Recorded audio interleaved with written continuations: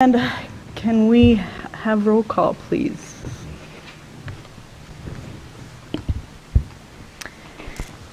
Councilmember Cervantes. Here. Councilmember Manley. We're going to Councilman- go ahead and excuse him, sorry. Okay. Councilmember Molina. Here. Mayor Pro Tem Hewitt. Here, Mayor Davis. and we're going to go ahead and excuse Mayor Davis. He's not feeling well. And let it be known that City Manager Cobal's here, City Attorney Boro, City Clerk Gerdes, Finance Director Reed, Planning Director Lucia, Public Works Director Monson, yep, she's here, City Engineer Thornton, Fire Chief O'Connell, and Sheriff Captain. No, Lieutenant Olson. Thank you for coming. And we'll have Fire Chief O'Connell. Can you please lead us in the...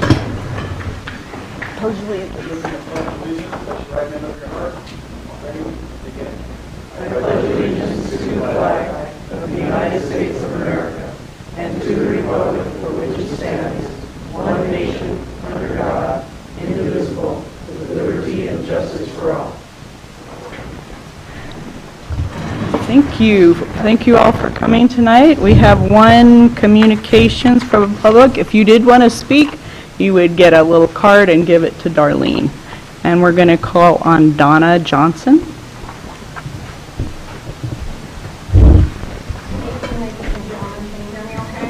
Is that on?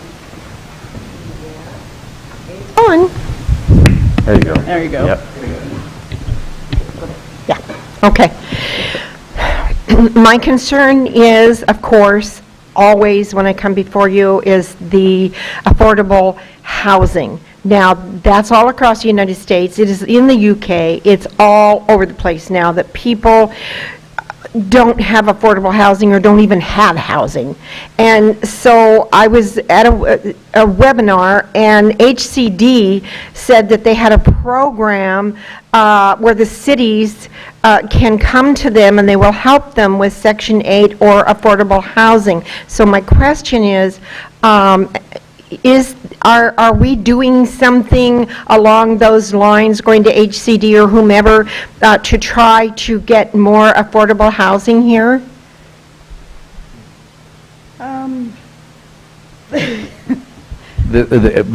Because this is general public comment, we can't address Yeah. the question directly, but we certainly can, staff can follow up with you on that.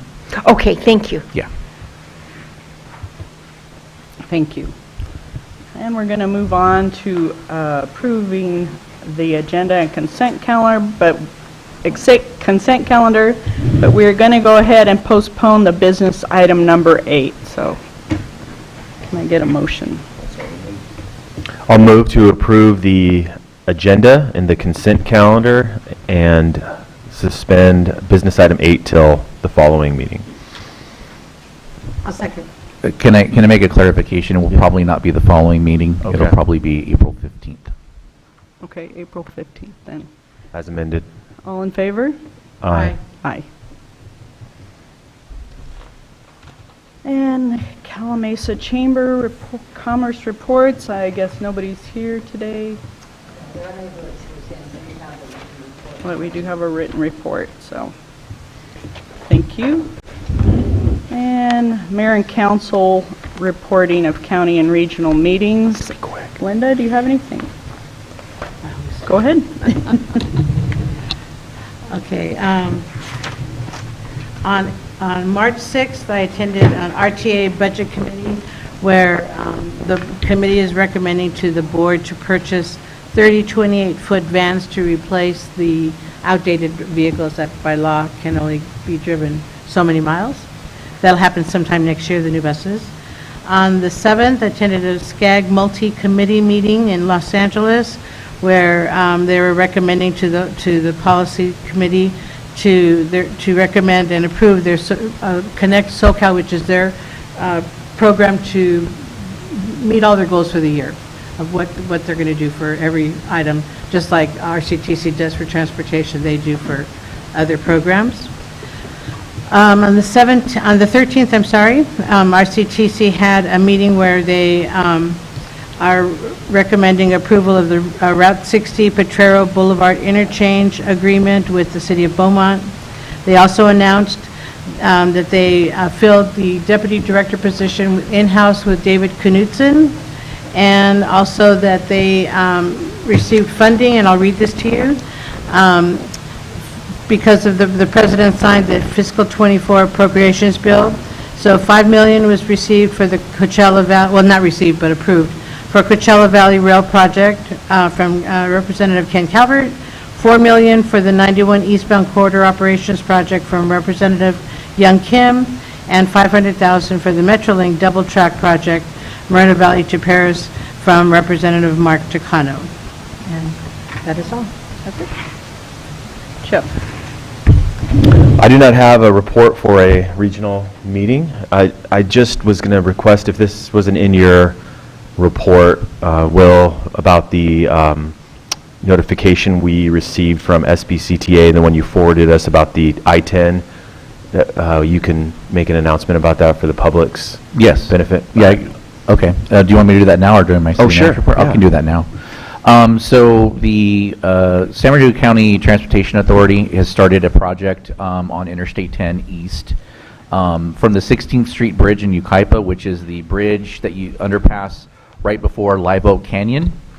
And they are going to be installing a new truck climbing lane because right now the truck climbing lane ends at Live Oak Canyon, so it'll be extended to County Line Road, so that adds a 4th lane, so 3 general purpose lanes and a trunk climbing lane.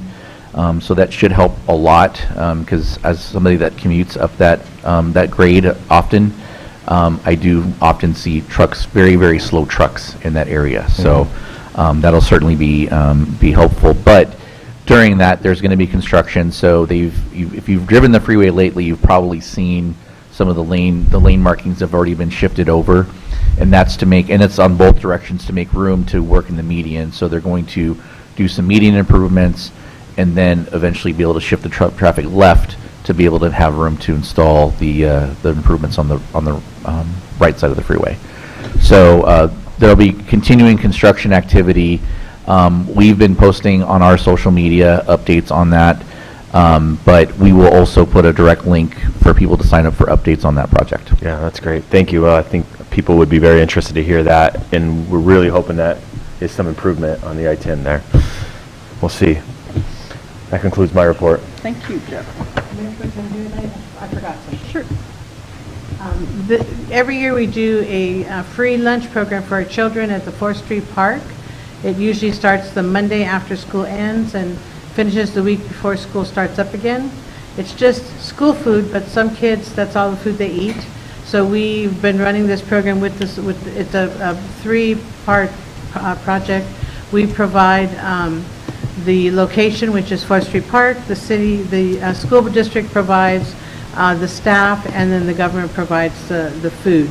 And so I'm working with Supervisor Gutierrez and the library system to provide entertainment and activities for the kids.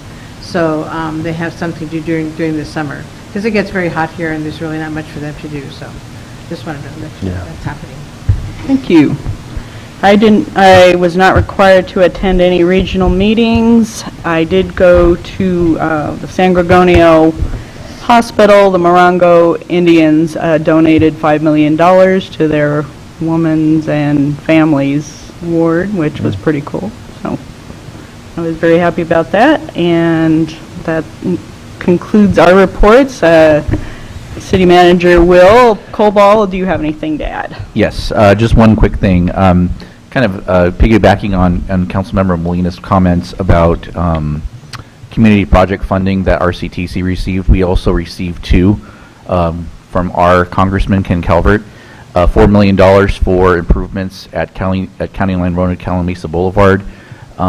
There's a really severe dip at that intersection, so it'll be fixing that up and improving traffic flow through that area.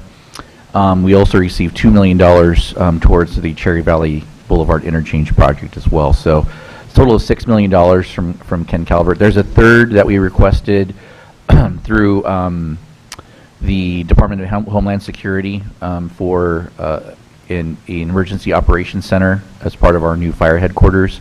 That bill still is being considered by the legislature because that they approved some of the funding bills, and so these other funding bills had a later expiration date. There is talk that they actually may do a continuing resolution for the balance of the year, which would mean that all the earmarks for those particular programs would not be going forward.